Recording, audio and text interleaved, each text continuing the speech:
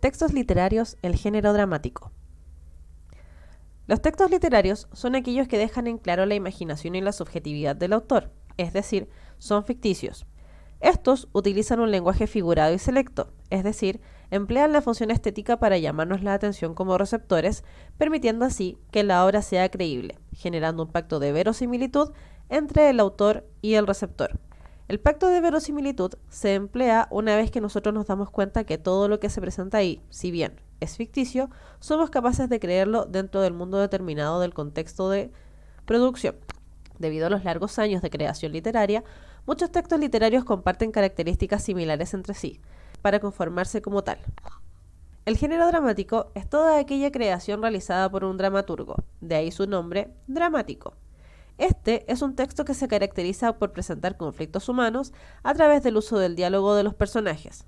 Su eje principal es la acción dramática y los eventos no son descritos o narrados por nadie, como ocurre por ejemplo en el género narrativo o en el género lírico, sino que se plantean según serán vistos por el receptor, es decir, se plantean a través de los diálogos que se generan entre los personajes. La palabra clave del género dramático es el conflicto humano, de ahí que su representación sea el uso de estas dos máscaras, donde ves que una está sonriendo y la otra está triste. Ambas representan entonces las dos caras de la misma moneda del humano, la felicidad y la tristeza.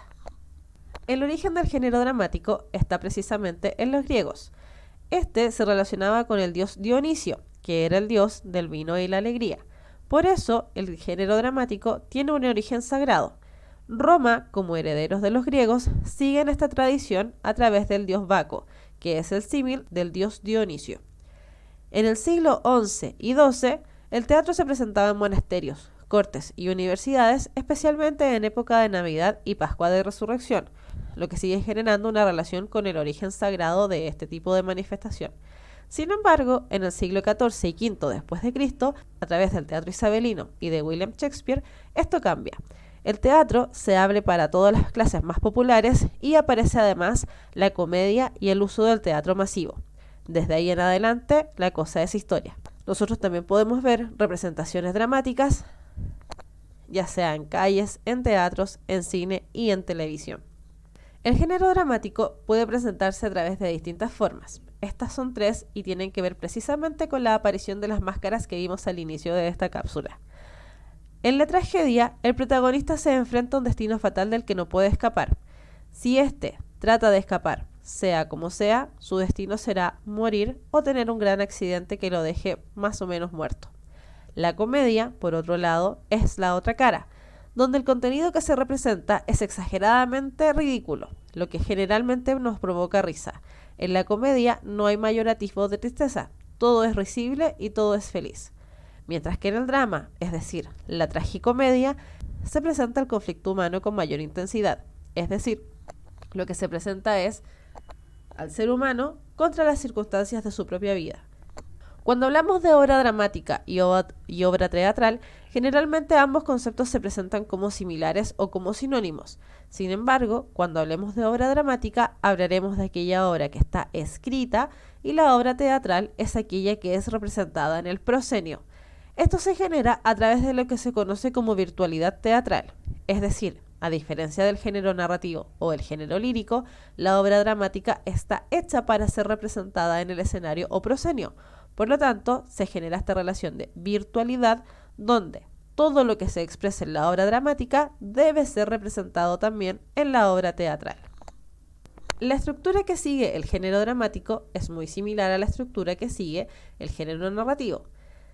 En la introducción, es decir, en la presentación del conflicto, se dan a conocer las fuerzas que se opondrán y los objetivos que persiguen, además también de la escenografía que tiene que ver con el contexto en el que se está presentando la obra. Más adelante, en el desarrollo, nos encontraremos con el desarrollo y el clímax de la obra. En el desarrollo, las fuerzas van luchando por lograr sus metas, es decir, los personajes intentan lograr lo que se han propuesto, mientras que en el clímax de la obra es el momento de máxima tensión donde ambas fuerzas, es decir, donde elementos de los personajes se enfrentan unos con otros para ver quién es el que saldrá victoriosa. De ahí en adelante se presenta el final de la obra a través del desenlace dramático, donde una de las dos fuerzas que anteriormente ya se enfrentaron es derrotada, finalizando el conflicto.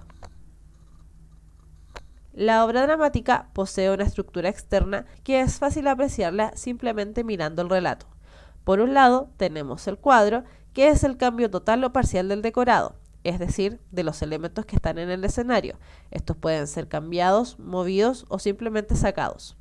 La escena es la entrada y la salida de cada uno de los actores que interpretan a cada uno de los personajes, mientras que el acto es la subida y bajada de telón, lo que nos demuestra una vez más las instancias dramáticas en las que se desarrolla la obra dramática. En la estructura externa además podemos apreciar la acotación y el diálogo. El diálogo es el elemento que desarrolla la obra dramática, porque se presenta junto a las acciones y los movimientos que realiza el personaje.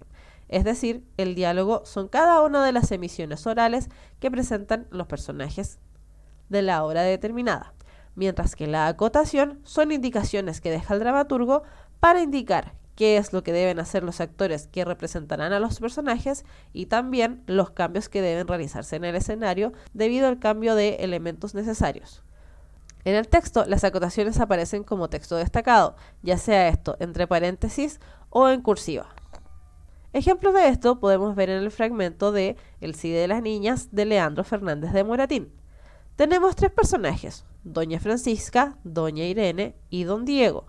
Lo podemos saber porque cada uno de ellos interactúa entre sí a través de los diálogos de los personajes.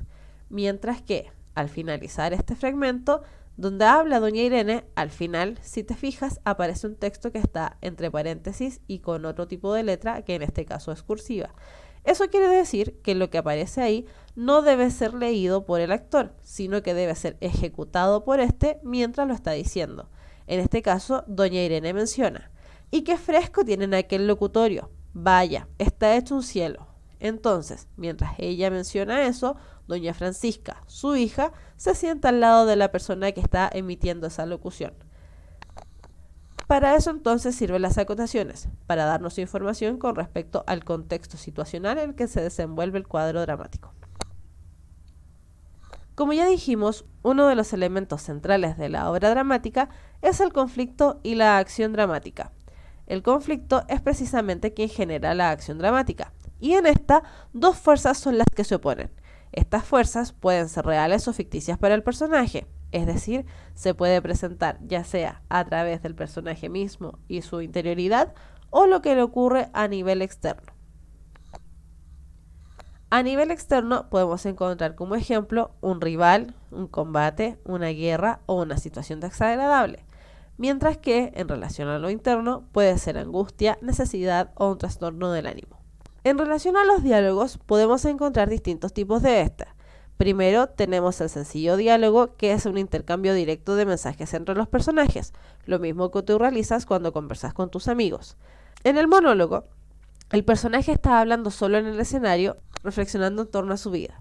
Es por esto que en el monólogo el personaje no necesariamente se encontrará con más personas rodeándolo, simplemente se desahoga de alguna manera para que nosotros como espectadores podamos entender qué es lo que ocurre con él o con ella.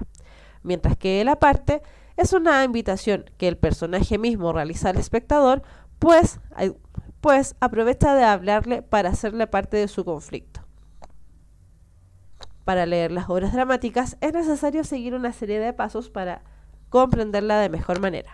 Primero, clasificar el texto según la forma dramática a la que pertenezca, es decir, si se trata de tragedia, comedia o tragicomedia. Determinar quién es quien cumple el papel de protagonista, antagonista y quiénes son los que ayudan a ambos bandos. En tercer lugar, es importante identificar cuál es el conflicto que los lleva a enfrentarse y a generar esta dinámica de protagonista y antagonista. Después, analizar los diálogos para entender el mensaje que entregan los personajes, identificando además quién es el encargado de decir tal o cual cosa. Finalmente, es también importante determinar la información que entregan las acotaciones, en relación al contexto o en relación a los personajes, pues las acotaciones nos indicarán absolutamente todo lo que debe realizar el actor mientras está en escena representando al personaje creado por el dramaturgo.